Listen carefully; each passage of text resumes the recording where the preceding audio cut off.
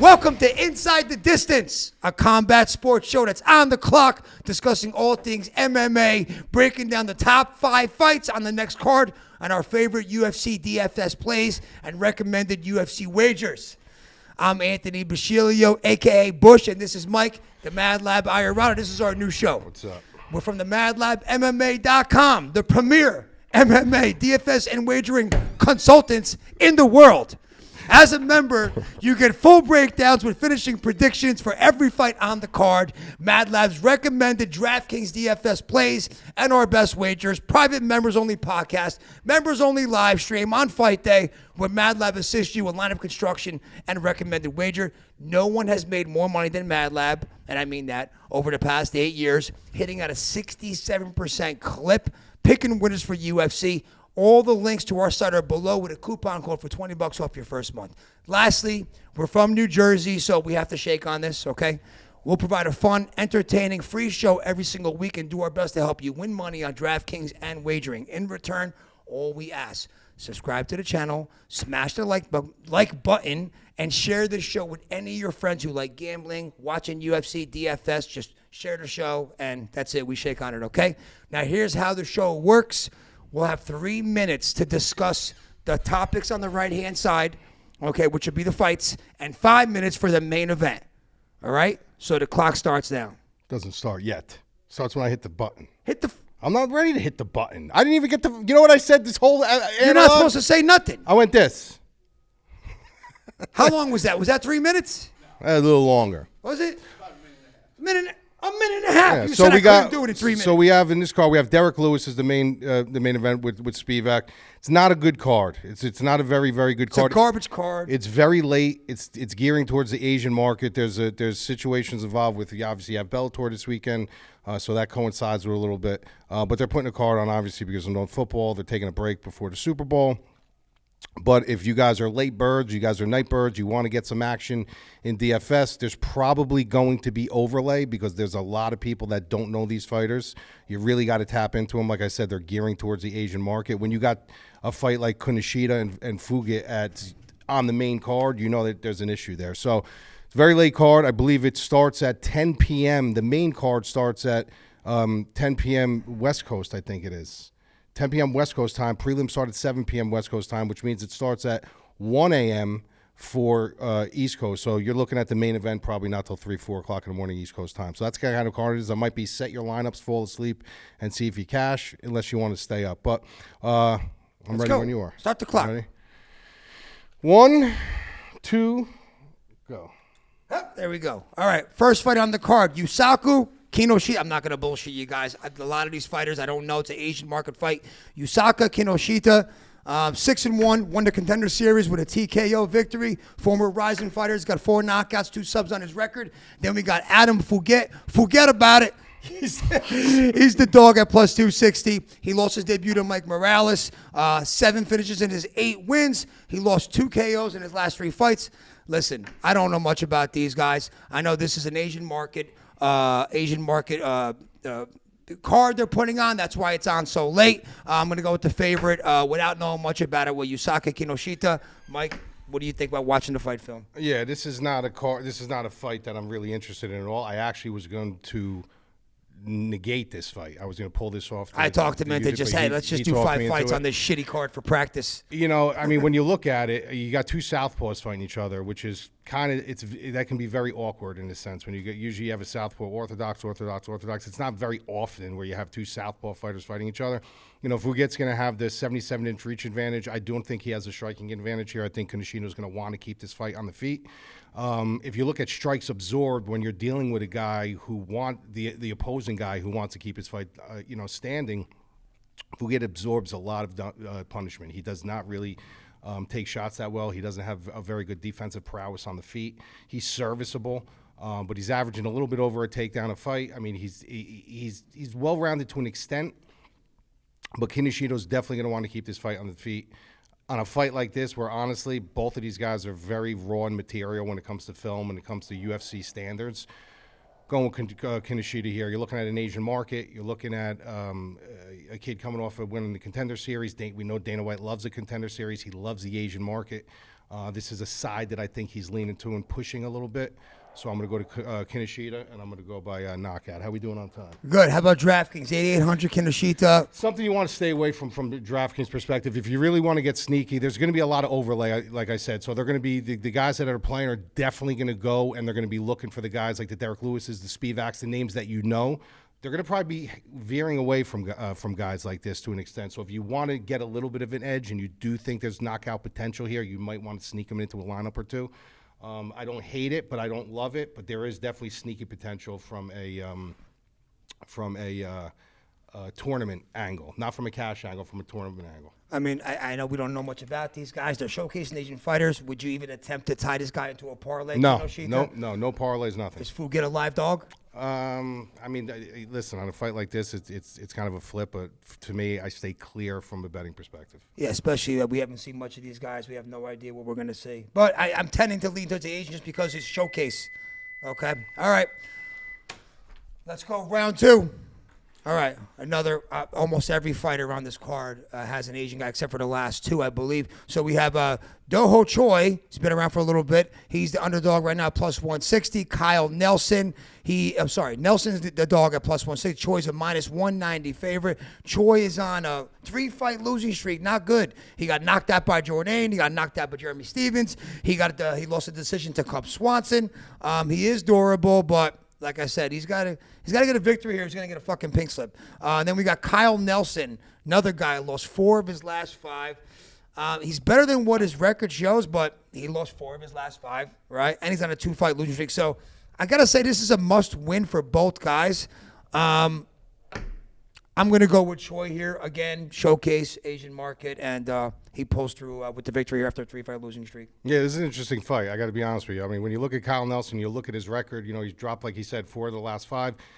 He's not a terrible fighter. I mean, sometimes you got to look at their records, and you got to really throw that out the window, and you got to watch fight film, and you got to see the way they match up. When you look at a guy like Choi, this is a guy who's always been a super fun fighter. This is a guy who comes forward, he takes punishment, he gives punishment, and you look at his last 3 fights that he lost. He lost to Jordan, Jeremy Stevens, Cub Swanson, all very notable guys. Tough guys. 31 years old, you look at that number and you do say, listen, this guy's still fairly young at 31, but he's taken a lot of damage in his time. And that's a part of his game that he's known at. But you string his bullet points together and you look at Choi's resume and what is he known for? He's known for an exciting fights, but he's also known to take a lot of damage. So when you look at a guy like Kyle Nelson, who can give that damage, there's certain fights where he seems pretty durable, but he's not. In other fights, it's kind of interesting. You kind of wonder which way they're going here. There's just nothing that the UFC really has with Kyle Nelson, though. Like when you're losing 3 of the last 4, it's not that like they're looking to push you and they want you to beat some guy over at the Asian market. Is this a pink slip fight for the guy? Who's actually beloved. Yeah, it's a pink slip fight for him. This absolutely. Beginning of the year, you're going to see some of these fights where they're going to try to be moving some guys out, trimming the rest of the fat that they have. This is a spot for Du Choi where the UFC probably sees his career is probably coming to a little bit of an end. Especially like I said, if you look at his streak, I mean, I don't think he's going to be a contender anytime soon. They want to give him, they give him some shine. They want to give the Asian market some shine, give their guy a win. I do think he wins this fight. I really don't hate this price. I got to be honest with you. If he comes in the way he can come in and the way he's known to come in, and he could put that pressure on Nelson and just not give him that space, I can see Choi as a minus 190. Anything over minus 190, I would not go near. I don't mind that minus 190. 8,600, I got to be honest with you, I don't mind either. It depends how much pressure he pushes on him and how much he wants to showcase in front of his people. Nelson plus 160, I don't think that's a terrible stab if that's the side that you're going at. And 7,600 as well, but I'm going to go Du Choi, and I think both sides of that are fairly, both sides of his pricing, I should say, is fairly good. There you go. All right, round 3. Ivanov versus Marcin Tybura. Ivanov, I just know him as the guy who got stabbed in the stomach. That's what I always reference him as.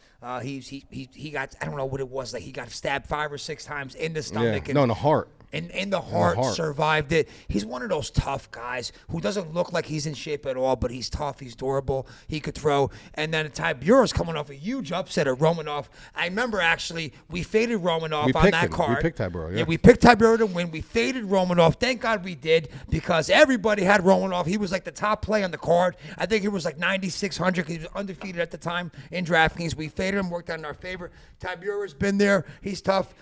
He's very well-rounded. Cardio could be an issue, but he's good on the feet. He's good on the ground.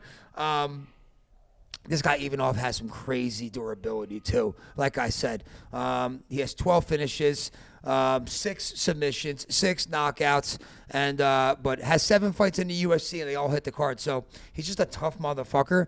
I like Tybura though. I like him as the younger guy, the tougher guy, and I'm picking Tybura. Yeah, I like, this fight's interesting because when you look at Ivanov, this is like you said. This is a tough fight. This is a tough fight. Yeah. Well, anytime you fight Ivanov, it's going to be a tough fight. You're not going to go in there and you're not going to walk on this guy. Like he said, he's been stabbed in the heart. The guy lived to tell the fucking tale. For real. You know what I mean? Super, super tough, super durable. He's not a guy that you're just going to get out of there. He's got an iron cast chin. And the thing that scares me about this fight a little bit with Tybura is that he does tend to fade down the stretch, and he does tend to make stupid decisions. And this guy's... I've always been a Tybura guy. I've always liked Tybura. I always thought that he had a lot of potential if he would smarten up and he would utilize and tie his game plan together the way he can. Sometimes he shows it, sometimes he doesn't. If this is a spot where Tybura shows it, I don't see him losing this fight. I think he's got the grappling in his back pocket. I think he's like Anthony said, he's a young guy. But the only thing that concerns me here is if this gets into a dirty, dirty street fight down the stretch. That's where Ivanov shines. You gotta think Tybura's gonna try to get this to the ground. He's got to get it to the ground. Because they're standing up in the third round with this guy. It's not a good idea. You don't want to do it. So I mean, when you look at somebody like Tybura, you're looking at some of his wins and losses on his resume, and you're looking at he's had some great wins, and then he's had some losses where you're like, it doesn't even equate.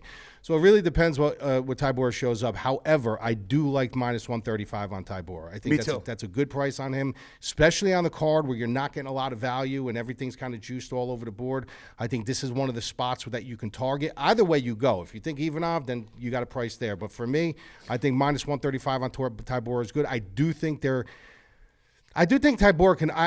can possibly finish him if he does the right thing and he takes him down early and gets on top of him and smothers him and stuff like that. I do think there's a possibility. Don't you think Tybura's going to be one of the highest guys owned though? Because he's a name brand. Well, he's middle of the sandwich. He's middle of the sandwich. So anytime you get a fight, the middle of the sandwich, people are going to be targeting that. Yep. But people are also going to be targeting the durability of Ivanov, and they need a dog. So 8,300, I do like Tybura. Minus 35, 135, I do like Tybura. But this is a fight you do got to play both sides because Tybura can look great for 2 rounds and shit to bed in the third. All right, let's go. All right, co-headliner fight is going to be Devin Clark versus Jung. All right, Jung lost to Jacoby. He got knocked out. The former champion kickboxer, Dustin Jacoby. We're Dustin Jacoby fans. He did get knocked out by Jacoby.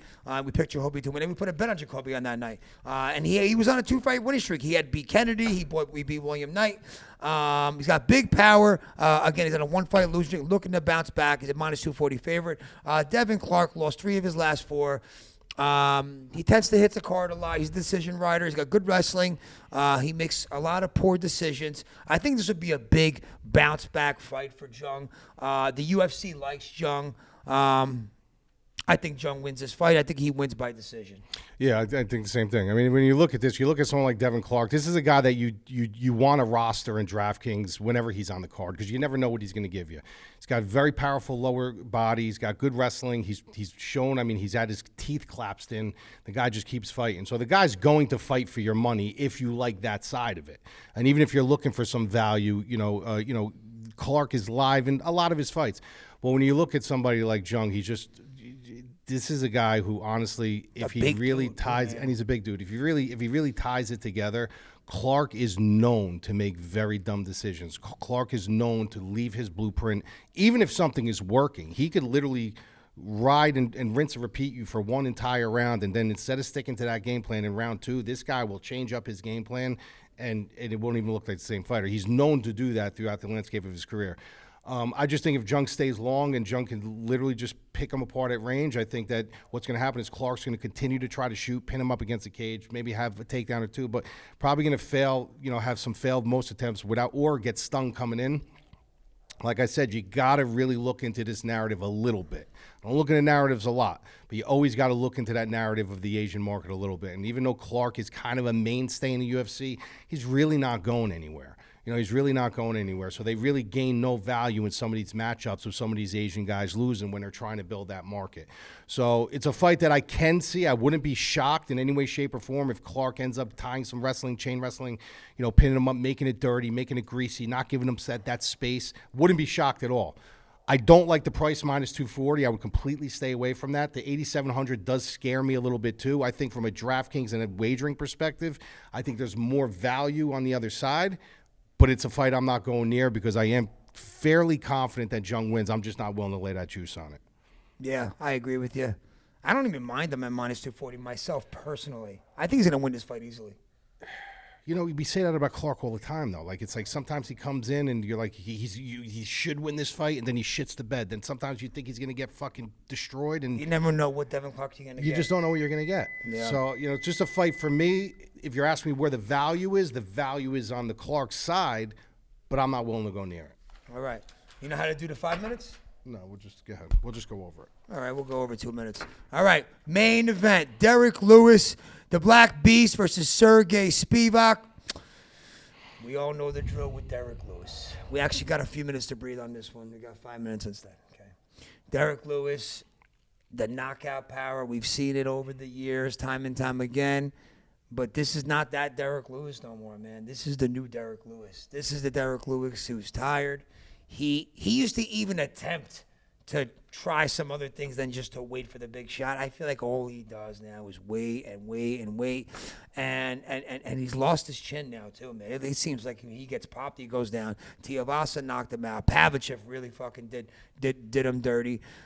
He's just not the same guy anymore. He's getting older. I think he's on the wrong side of it. He is on the wrong side of it. I think he's on his way out. I don't think he's the contender anymore like he used to be. He's always dangerous. He's Derrick Lewis. We know he's got that thunderous right hand. I get that, but I just think the gig is up with Derrick Lewis, man. I think it's over. He had a good run. He had those great come from behind last second, the one against Volkov. I mean, he did it all. He's a funny guy with the memes, but I think his road is over. I think Spivak's going to take care of business. He knocked out Sakai, knocked out Hardy. Not that that's anything glamorous on your resume, but he's on the upswing. Lewis is on the downswing. I think he's going to get finished again, and I think he's pretty close to getting, another 1 or 2 fights after this, and he gets knocked out like this again and again. I think his time's going to be up with the UFC. Yeah, I don't know. It's so hard because I think he's going to get finished. You think? Well, yeah. I mean, that 5-round fight doesn't. But one of these guys are getting finished. Yeah. But when you really think about it, I mean, this is just, the truth. It's science that the last thing to go is your power, always. Yep. So this is a guy who can travel into his later years, and he's going to carry his power, and he's always going to be dangerous. When he fought Alexander Volkov, I remember I picked Derrick Lewis, and at the end of the article, I just said, because all it takes is one. And Volkov destroyed him the entire fight. Beat him the entire fight. And then with like 2 seconds left, he caught him and knocked him out because all it takes is one. So there can be a situation here where Spivak literally works him to gills. And Derrick Lewis swings a haymaker. He's a little bit tired. He's labored in his defense. His hands are down. And he gets caught by something, doesn't roll with the punch right way, and gets knocked out. Totally happened. I mean, I would never be shocked that it happens to anybody against Derrick Lewis. But if you look at his trajectory of where he's going, is he in better shape now? Yeah. Like, I've seen pictures of him recently. Like, he's working out more. He's taking his diet a little bit more serious. But at the end of the day, your age is your age is your age. And when these younger guys are evolving more and they're doing more to their game, and you're just standing in on your power, eventually they're gonna start doing this around you. They're gonna understand your thing. They're gonna understand the game is up. Don't worry about that clock. We got 2 minutes left. So, when I look at this fight, it's basically Spivak is better everywhere. I mean, he's better everywhere. A lot of people don't talk about him. He comes from Moldova. A lot of people don't even know where Moldova is. You know, he doesn't get any He's kind of... sneaky in the heavyweight Very, division. very sneaky. He's very athletic. I know he's doofy looking. Like, he comes into the cage, he kind of looks like a big doof. But he wins. But he wins, and the guy's very talented. I mean, the guy's a talented dude. I mean, he knocked out Hardy. He knocked out Sakai. Not that Hardy's anything that, you know. But I could see a situation here where he actually possibly, like, I don't know, like fucking takes him down, makes him turtle up, and like chokes him out or something. I know he's swollen. I can envision Derrick Lewis like this against the ropes. Yeah, that too. Because listen, and the one thing about Derrick Lewis is this: anytime if I'm training a fighter and they're fighting Derrick Lewis, the number one component that I'm telling that fighter is forget about his head, go to his body. He has the most tender midsection that I've ever seen in anybody. You could literally make him shit his pants. You could literally make him shit his pants. I mean, anytime that he's been hurt, you attack that liver, and that's where his weakness is. Where the body goes, the head will follow. So if he gets him in the liver, gets him in the gut, and that head goes down, then that's when the head will follow, and that's when you can start teeing him off. So that's really what Spivak needs to do. He needs to come in. He needs to change things up, maybe fake a shot, feint a shot, clip him in the body, see what he does, and drag this thing into 3 and 4 rounds. Don't worry about finishing him early. Drag it, and drag it. I think Spivak should win this fight, providing, like, you know, as long as he doesn't get caught. From a DraftKings perspective, minus 230. I don't hate it, but there is a fear factor there. 8,800, I do think someone's getting finished. I think there's value on both sides. I think it's a haymaker at 7,400. 4, 3, 2. And 8,800, I think he's going to finish Lewis, so I think there's value there under 9,000. So Spivak inside the distance. How about wagers? Wagers, I just said, minus 230. It's that I don't hate it because I think he should win the fight, but you lay that minus 230 and he connects with that one shot. In the first round, you're like, motherfucker. Fuck, dude. All right, we got 3 minutes for our smack talk session. We just decided to add this in right when the show started. So go ahead, turn the clock on. You got 3 minutes to talk shit. So hold on a second. No, let me finish. Talking shit about me playing racquetball. No. Listen, all right? listen. I don't wear Sergio Tacchini anymore. That was 1994. Listen, I wake up this morning, right? I wake up this morning. And I fucking open Instagram, right? Okay.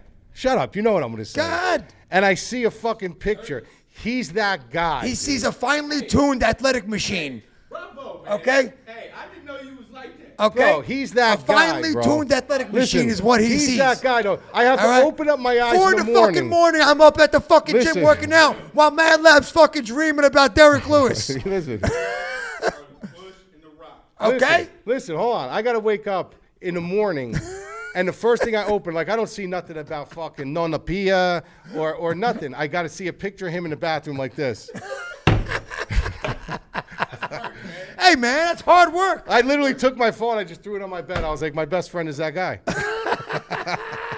All right, so listen, speaking of the gym, you know, last week MadLab came to me and Pat with a racquetball. MadLab came and joined. We played racquetball. MadLab entered. 20 minutes. He entered and exited the gym within 17 minutes and had a full workout. You know why? Come on, you know why? God, tell him why. I'm going to tell him why. I got busy. No. I didn't get busy for nothing. Bush I'm proud of him. Like, the kid, when it comes to discipline, I'm going to be honest with you, the kid's as disciplined as they come. I mean, I don't know how the fuck he does it, especially at our age now.